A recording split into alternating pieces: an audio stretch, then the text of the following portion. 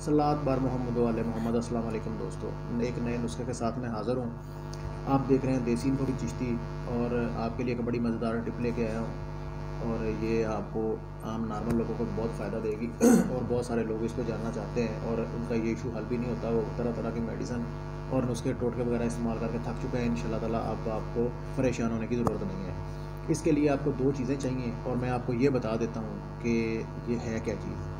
जी, जिन बच्चों को, जिन बड़ों को, जिन औरतों को इशू है कह आने का, मतली आने का, उनको वोमिटिंग हो जाती है, उल्टी आ जाती है, वो सफ़र नहीं कर सकते। अगर उनको कोई कहता है तो कोई, तो जिस बंदे को पता है कि इसको उल्टी आती है, वो बच्चा है, तो उसको कोई बंदा भी साथ बिठाने के लिए तैयार नहीं है, ठीक है। और अज़ हद ज़रूरी सफ़र भी बहुत सारे लोग इसलिए तर्क कर देते हैं कि यार मुझे सफ़र में क्या है, उल्टी आती है, और बंदे को शर्मसारी होती है। तो परेशान होने की ज़रूरत नहीं है, उसके लिए एक बहुत अच्छा नुस्खा आ गया है। उसके लिए आपको सिर्फ ये दो चीज़ें चाहिए। क्या? एक सब्ज़ पुदीना, चेक करें, ये बिल्कुल फ्रेश है, ताज़ा है। सब्ज़ पुदीना आपने ले लेना है और सुरख प्याज ले लेना है। कोशिश करें सुरख प्याज हो, सफ़ेद भी चल सकता है, मगर ज़्यादा जो बेनिफिट है, जो ज़्यादा फ़ायदा है, वो सुरख प्याज की है। अच्छा जी, ये दोनों चीज़ें आपने ले लेनी है। सबसे पहले आपने प्याज को छील के इसका ऊपर वाला छिलका उतार देना है और इसको आपने कद्दूकश कर लेना है। कद्दूकश करने की वजह से इसका जो जूस है, इसका पानी है, वो आराम से निकल आएगा। इसका जो प्याज का पानी है वो निकाल के आपने किसी भी गिलास वगैरह में डाल लेना है या प्याली वगैरह में डाल लें।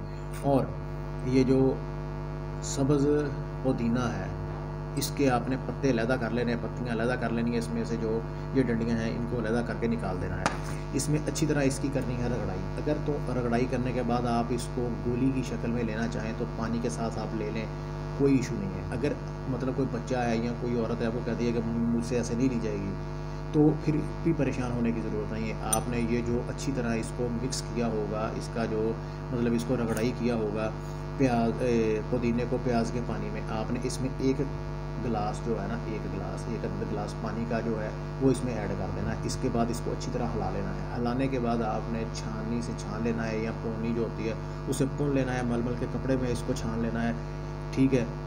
और जो इसका जो बच जाएगा वो इसको अलहदा कर देना है, और जो पानी होगा वो आपने उसको पिला देना है। पिलाने के बाद उसको सफ़र पे ले जाएं, जिधर मर्ज़ी ले जाएं, गाड़ी में बिठा दें, ट्रेन में बिठा दें, इंशाल्लाह ताला अल्लाह के हुक्म से उसको उल्टी नहीं आएगी।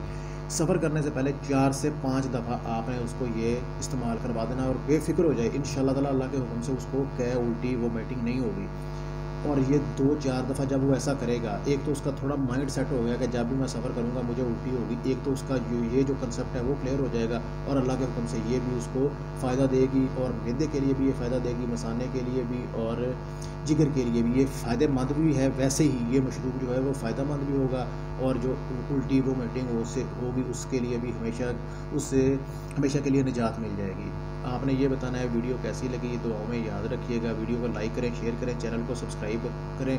और कोई भी आपको इशू हो, कोई चीज़ आप लेना चाहते हो, आपने बेफिक्र होकर 24 आवर मेरा व्हाट्सअप ऑन होता है, आपने मैसेज छोड़ देना है, आपको रिप्लाई मिल जाएगा। किसी नुस्खे के बारे में, किसी दवाई के बारे में परेशान होने की बिल्कुल ज़रूरत नहीं है।